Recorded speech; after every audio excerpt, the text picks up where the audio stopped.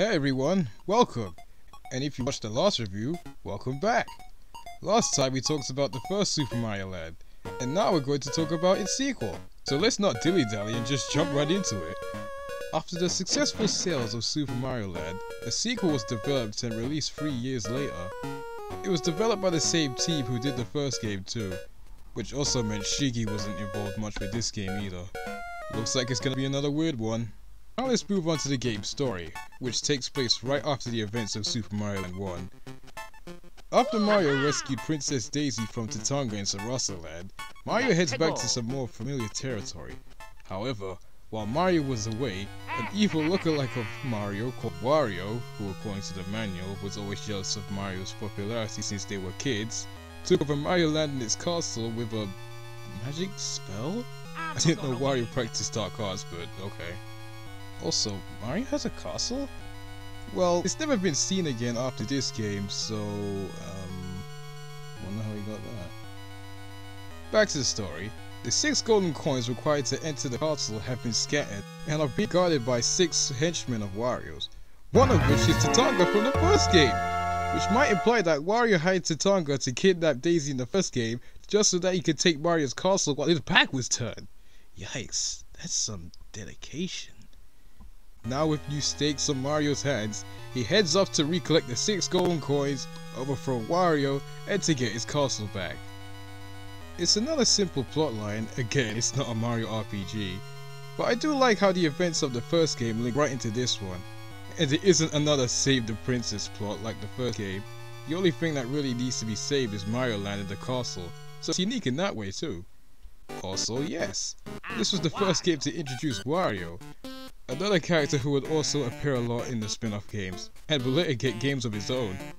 I think I also heard somewhere that Wario was inspired by Popeye's rival character Bluto, since, for all those who didn't know, Donkey Kong was originally planned to be a Popeye game since Shiggy was apparently a big fan of the cartoon, but Nintendo couldn't get the licensing for it, so they made their own characters for it instead. Mario is actually my favourite character in the entire Mario series. He's so quirky and hilarious, and the only reason he goes on adventures are for his own soft game, none of that typical hero stuff. Now with this game's story brushed aside, let's talk about the game itself. First let's talk about the visuals and presentation because whoa, this is a massive visual upgrade compared to the first game. Like how Super Mario Land 1 replicated the visual style of the original Super Mario Bros., this game replicates the style of Super Mario World, and the game looks quite nice because of it. I wouldn't say it looks Trip World good, which came out the same year by the by, but it still looks really nice. Also, just like the first game, you have some pretty unique and varied level themes here. I wouldn't name them all, but there's quite a bunch, so I'll just talk about them when we're talking about the worlds themselves. Now let's talk about the gameplay and differences between Super Mario Land 1. Firstly, the controls in this game are much more fluid and tight compared to Super Mario Land 1. And thank Rosalina for that. There's no stiffness to be felt here at all, and Mario feels great to control. Not only that, but you can also perform the spin jump in this game, by holding down on the D-pad whenever you're in midair. This also means crouch jumping can't be pulled off anymore, but I'd say that's a small price to pay for this move. And the fire flower is here, working how it normally does. But there are also these metal blocks which can only be destroyed with fireballs, so you'll need the fire flower to uncover some of this game's secrets. Also, there's a visual distinction for when you're fully powered up this time. Mario gets a little feather on his head. It's a little odd, and maybe a tad bit offensive, but it works. Though the fire flower has come at the cost for the Super Bowl, which doesn't show up in this game at all, which kinda makes me sad, since I did sorta like it more than the fire flower. But I guess all good things must come to an end. No more bouncing that ball! Also, we have a completely new power-up for this game, the carrot. Yeah, that's just what it's called. Not even Super Carrot, just Carrot. How mundane. Anyways, getting this green grocery will transform Mario into Bunny Mario, allowing him to float by holding the jump button in midair. And yeah, this power-up is just a lesser version of the Raccoon and Tanuki suits, which is probably why it has never come back. But it's still useful for platforming. But oddly enough, you can't spin jump when you have this power-up. You can't spin jump when you're Small Mario either for some reason. Not really sure why, but limitations are limitations, I guess. Also, getting hurt doesn't work off SMB1 logic anymore. If you're fully powered up, you'll be reduced back to Super Mario, not Small Mario like in the first game. The 1-ups are back, and they're still Haas, like in the first game. The star is back too, but sadly it doesn't play the Can Can song anymore. It plays in the original tune, which isn't nearly as catchy or memorable. A strange new addition for this game is this enemy tally. Every time you take out an enemy, the tally goes up by 1, and when you reach 100, you get a star and the meter resets. Not sure why this is added, but it's there. But I swear whenever I get the stars with this thing, it's always in a place where I can't take out enough enemies to get a 1-up. Though that might just be a me problem. Another interesting addition are these money bags. They're, well, bags of coins. Grab one and you get 50 coins. Speaking of coins, let's talk about them, because they work differently to how they normally work in Mario games. Collecting 100 coins doesn't earn any extra lives. Instead, it can be kept and spent in a minigame where you can earn a power-up, extra lives, or more coins in a rare case. That isn't the only minigame where you can earn power-ups and lives though, as the end level bonus game returns. Instead of there being 2 doors at the end of the stage ends with a door and a bell at the top. Going through the door will end the stage as normal, but touching the bell at the top will allow you to play a bonus game. There are 2 variants of the game. Let's call them the crane game and the mouse game. In the crane game, power-ups and free-ups cycle through on a conveyor belt, and you have to time when the crane drops and grab something. There are overall better rewards in this one, mainly the free-ups, but you also have a chance to get nothing at all, so that's the trade-off. As for the mouse game, you'll win something no matter what, though there's no skill involved with this one, it's all luck-based. Just press the A button and see what you get. Though if you're not happy with the prize you get on either of the minigames, you can press left on the D-pad and the minigame will end. You may want to do that if you win any mushrooms and you're fully powered up, because for some reason, if you get a mushroom and you're fully powered up, you'll downgrade as if you got hit. So try to avoid the mushrooms when you're Fire Mario or Bunny Mario. Now let's talk about the worlds and levels. The worlds you can tackle in any order, because this game has a world map, and quite a pretty one too. There are 6 worlds called zones. We have the Tree Zone, Space Zone, Macro Zone, Pumpkin Zone, Mario Zone, and Tub Zone.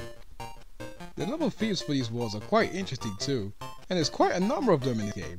We have seasides, a beehive, a mechanical area inside a giant robotic Mario, treetops, the inside of a whale, these Lego-like blocks called NB blocks which Nintendo made years ago when they were still a toy company, a spooky area, and even the freaking moon! With low gravity and everything. You can't spin jump here for some reason, and Bunny Mario is completely unusable, it's the ears inside the space helmet. That's an amazing attention to detail. Some of the stages also have secret exits leading to secret stages, which lack any checkpoints but are much shorter than the regular stages. Finishing these stages will also make a visual change to that zone's world map. It's the little things that really make this game something special. I should also mention that this game is much longer than the first game, with more stages to tackle and an overall longer runtime, especially if you try to go for 100% by finishing all the stages. If you were worried about this game being a bit challenging since getting 100 coins doesn't give you an extra life anymore, don't be. This game isn't challenging at all, in fact it's quite the opposite. The stages are bonus games providing with plenty of lives, and the stages themselves never get on the tricky side. The only time it ever gets challenging is in the final stage, Wario's Castle. Wanna know where all the game's challenge was hiding till this point? In here, that's where. I think the reason why this game is so easy is because of the open world structure of this game. It probably made every world on the easy side so that no matter what world you start off with, the experienced players wouldn't have a hard time. They didn't do that with Wario Land 4, another game which allowed you to choose which world to start off with. And I'm pretty sure every player who chose to start off with the Sapphire Passage, the hardest world in that game, felt pretty alienated. But this design choice came off with the game's difficulty being pretty low. Also, if the game was somehow not easy enough for you, if you press select to the file select screen, oh yeah, this game has multiple save files, great new addition, you could activate this game's easy mode, where the level design is made a bit easier, there being less enemies to deal with, and the game reminding you every time you start a stage that you are indeed playing on easy mode. Yeah, thanks for rubbing it in. And sadly, the difficulty also applies to the bosses. These bosses are a complete joke. They all take 3 jumps on their head to defeat, and they can all be taken out really quickly if you know their attack patterns. Some of them could even be taken out faster if you have the Fire Flower. The only boss that's somewhat challenging is the final boss, Wario. Since he's immune to the Fire Flower, they're somewhat hard to avoid attack patterns, and has 2 extra phases where he attempts to use your power-ups against you. Just like in the first game, let's take a look at the enemy lineup for this game, because this game also has some pretty strange and intriguing enemies. We have some familiar faces, as the normal Goombas, Koopa Troopers, Bullet Bills, and Piranha Plants return. We also have some other Mario staples like Cheep Cheeps and Boos. Everything else is new and unique for this game. I'm not going to go over every single unique one, that'll just take forever, but I will go over some of my personal favorites. If you missed the Bombshell Koopas from the first game, you'll be glad to know this game is a substitution for them, the Knuckle Bombettes, named after the original name of the Bombshell Koopas. They're the Buzzy Beetle equivalent of those enemies. You won't be seeing them very often though, sadly. They only appear in one stage and they don't even explode when you spin jump on them. We also have these ants which come in multiple varieties. We have regular ones, worker ones, spiky ones, and ones that pack heat. They're 4 versions of the same enemy, I know, but I really like that for some reason. Then we have... wait, are those Gordos from Kirby? They certainly look like them, but they aren't invincible, so I'll just call them shameful imitations. But the Pumpkin Zone, without a doubt, takes the crown for the most amount of unique enemies. We have these Jason heads, a bunch of enemies inspired by Japanese yokai, we even get Ghost Goombas at one point, and this Dracula dude that sends out bats to attack you. And there's only one of them in the entire game! I mean, I guess there could only be one Dracula, but it does make me laugh a bit knowing that vampires exist in the Mario universe. I think it's finally time to talk about the game's soundtrack, which I'm personally a huge fan of. The soundtrack for this game was composed this time by Kazumi Totaka. I'm sure most of you have heard of him before, and he composed an amazing score for this game. I'm absolutely in love with the athletic theme for this game. I could hum that theme all day long. Some other favorites of mine is the theme that plays in the Star Maze, the final boss theme, and the credits theme, which I personally don't like as much as the credits theme from the first game, but I'd say it's a nice close second. Also, Totaka's song is in this game. For all those who don't know what this elusive tune is, Totaka's song is a short 19-note tune that is hidden in most of the games Kazumi Totaka worked on. In this game, you can hear it if you wait 2 minutes on the game over screen.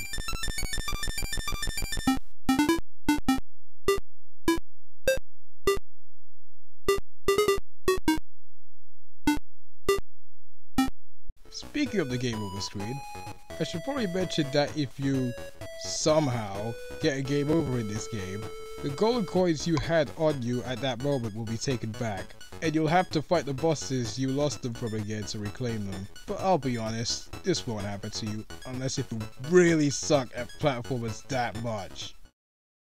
Oh boy, that was a lot to uncover, wasn't it? So, what's the verdict of Super Mario Land 2? Does the game hold up? Was it a good follow-up to its predecessor?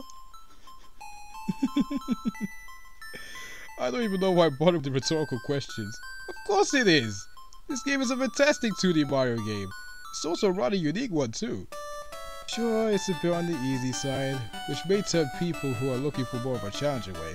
But to me, I see it as a strength.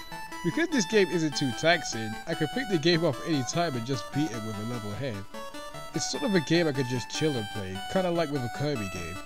Super Mario Land 2 is actually one of my favorite 2D Mario platformers. Not my personal favorite 2D Mario, but I still like it a lot. If you like 2D platformers and you haven't tried this one out yet, definitely pick it up, I highly recommend it.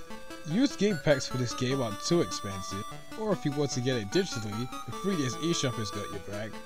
Also, I can't go on without shedding light on Super Mario Land 2 DX. Yes, this game got the ROM hack DX treatment too. It was released in late 2017 and was made by the same person who made the DX version of Super Mario Land 1. And my goodness, this looks fantastic! I know it's only given the game color, something that the DX version of Super Mario Land 1 also does, but with the visual style this game has, the colors really pop and it looks great because of it. They also made the 1-ups, mushrooms, and Fire Mario's design which changed how it normally looks when you get it. which I'm kinda on the fence about, but I'm not gonna lose sleep over that or something. But that's not all, because on the far selection screen, this hack allows you to play as Luigi, with his own custom sprite, as well as him having the attributes that make him unique. His high jump and less traction if you didn't know what they were. I know this may seem like a small thing to some, but I love this edition. Playing this game as Luigi really does give the game a different feel than playing with Mario. It's a unique way to play a game some of us have already finished countless times before. Without hesitation, I can say that this ROM hack is the definitive way to play Super Mario Land 2. Good on ya, Tolus. I hope I'm pronouncing that right. But again, remember to try and support the original and official releases in any way if you can. Woo! That was a fun game to look at. And now that I'm done looking at Super Mario Land 1 and 2, you're all pretty expecting me to look at Wario Land Super Mario Land 3 next. I'd love to, but I think I'll save that for when I decide to review the entire Wario Land series. To be honest, I do actually really want to share my thoughts on all these games, but now just isn't the right time. I'll most likely do it in the future though. Instead, I have something special planned for my next review. Until then, be good and stay healthy, fellow mortals. I can't believe I just said that. I feel like the guardian angel to all my viewers or something. I hope they didn't get too weirded out by that.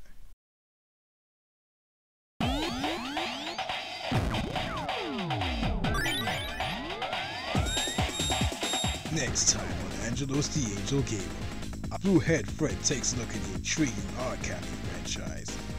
A series of games that don't test your gaming skills, but your artistic abilities, and also teaches you stuff in the process.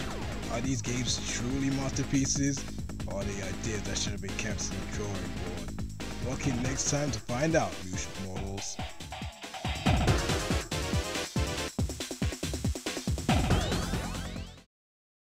The one-ups are back.